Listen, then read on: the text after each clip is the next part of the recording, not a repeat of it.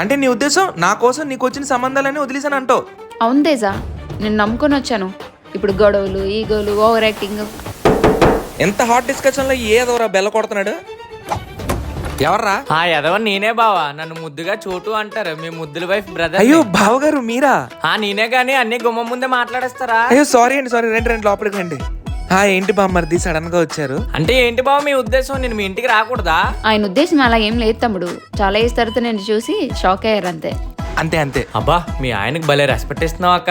ఎంతైనా మా ఆయన కదరా. ఆయన చూపించే ప్రేమ కేర్ ముందు నేను దాసోహిని అయిపోయాను.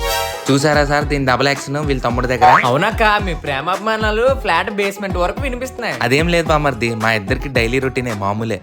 అయినా మీ బావకి నాతో గొడవ పడిపోతే రోజు గడవద్దులే. కనిపిస్తుందిలే అక్క. సరే గాని తమ్ముడు, ఆ అమ్మ నాన్న ఎలా ఉన్నారా? అమ్మ నాన్న బాగున్నారక్క. ఈ మాట విని నాకు చాలా సంతోషంగా ఉందిరా. ఈ మాట చెప్పడానికి వచ్చానక్క. కొంపతీసి మావయ్య గారు మా ఇద్దరితో లైఫ్ లాంగ్ మాట్లాడిన శబ్దం తీసుకున్నారా ఏంటి?